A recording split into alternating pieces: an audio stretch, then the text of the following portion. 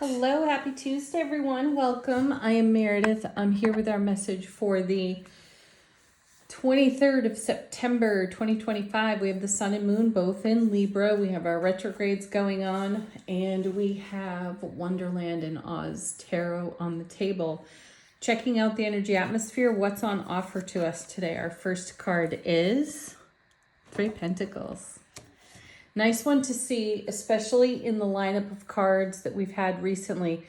This is a card of collaboration, and it's also a message about building something that stands the test of time.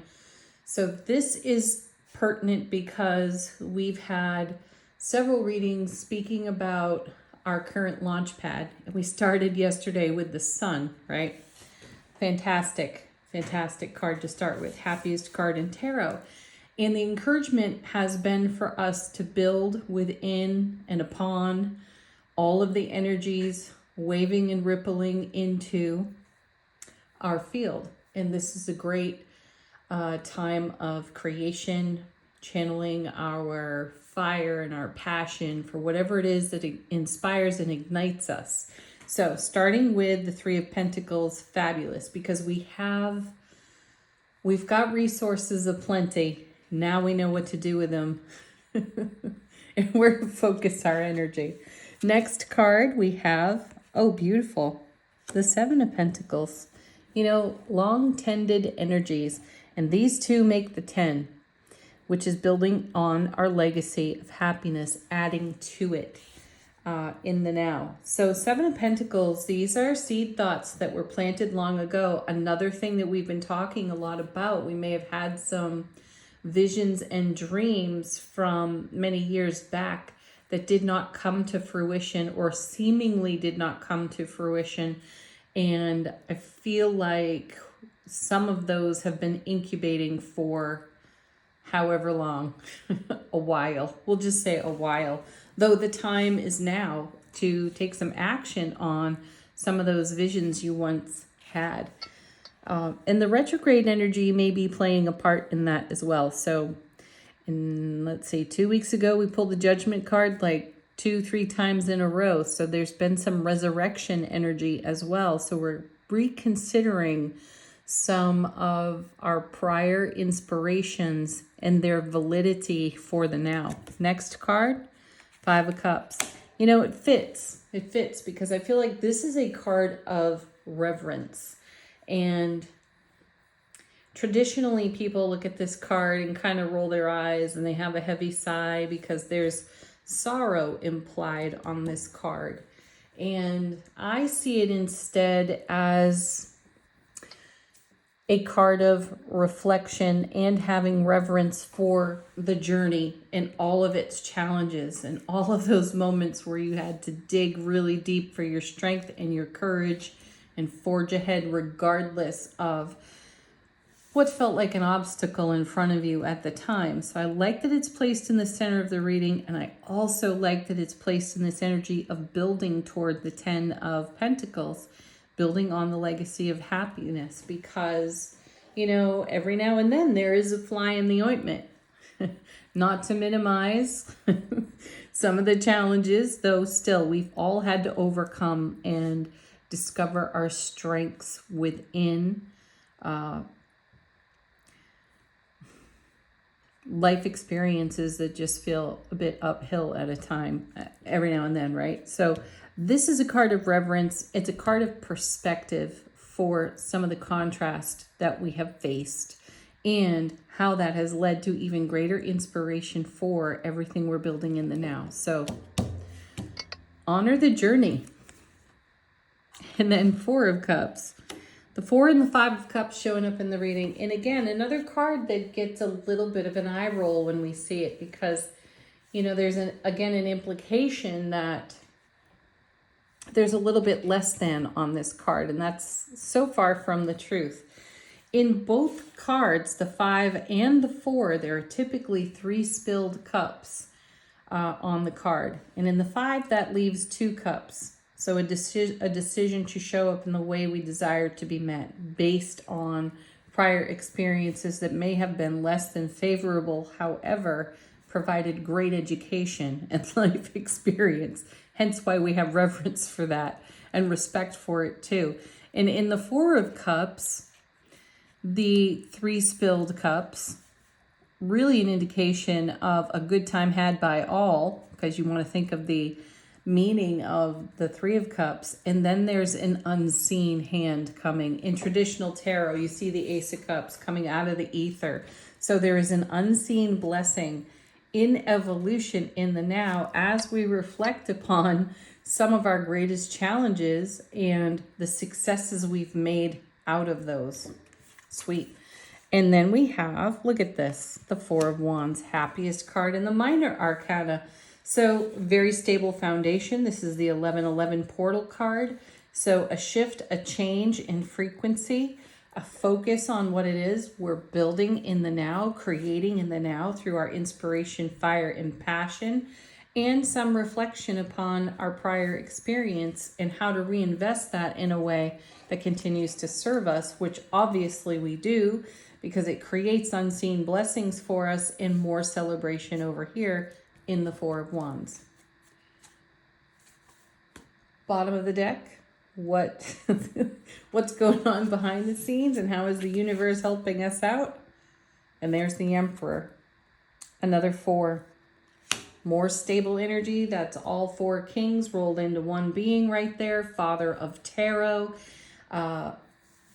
Strong Aries energy, strong fire determination. And again, take a look at the artwork here, because what's in his thoughts? What is he creating right there?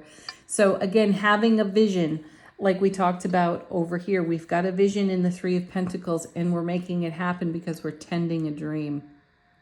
Gorgeous, right? And we have all the resource we could possibly require. And then we also have the experience. Nice. And then we have the 3 of Wands. There's the vision. There's us building on the vision. Excellent card. So 3 and 4 of Wands, 4 and 5 of Cups, multiple 4s in the reading, and great inspiration behind it all. Next we have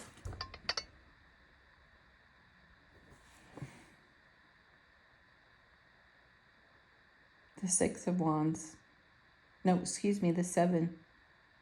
Beautiful, trailblazing. Excellent, that's what we're up to. Blazing our own trail. In our freedom and liberation. You gotta love that. Next card, Death. Death card coming back. Hello, Scorpio, there's the transformation. So we're seeing a lot of transformative energy, and I think in yesterday's reading we had the metamorphosis card, so emerging from a chrysalis, and flying free into our own vision and everything that we are in creation with and for at the moment. So some energies are being closed out while others are blossoming. That's the message of the Death card. Beautiful. And then we have the 9 of Wands, strength after that. You got to put strength down on the table. Have to. So 9 of Wands, talk about going the distance.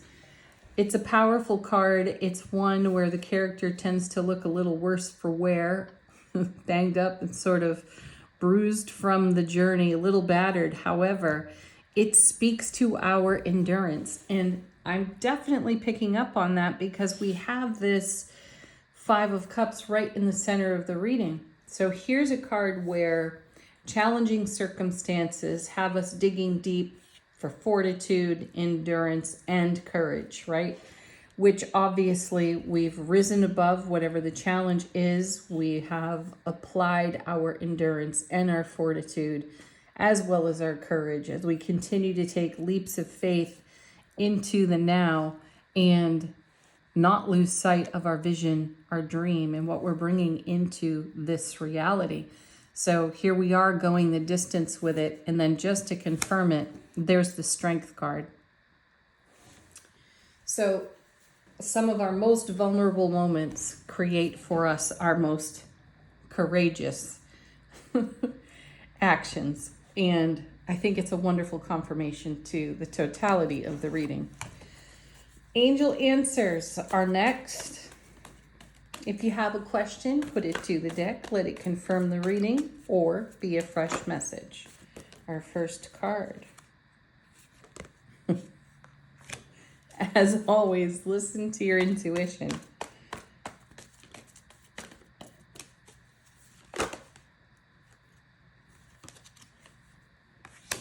It's up to you. I love that card. It absolutely is up to us, whatever it is. No one's doing it for us. We don't look outside ourselves. We are all that we need to be within our own self-relationship. And we're applying just the spirit, just that spirit of our go-getter attitude into what's in creation for us now. Next. No need to worry. If you find yourself there, you know what to do. Validate the temporary passing of those feelings. All feelings are temporary. They do pass. They only stay and cling if we cling to them. So validate what you're feeling and then reaffirm your intentions. Next. Peaceful resolution.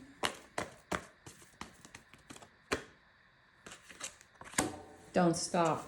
Don't quit now. Keep blazing your trail. Final word on the reading from angels and ancestors. How is our soulful presence informing our waking consciousness? We got 3 cards just throwing themselves out of the deck. Trust and thrive. Yeah. Connect with your emotions. Another way of connecting with intuition. And then elder. Move beyond ancestral patterns. See patterns. Ask yourself, does this pattern serve? Is this valid? Is it a truth for me in my journey? If not, switch it up. So challenge it all. Have the best Tuesday ever, folks. Thanks for being here as always. Peace. Namaste.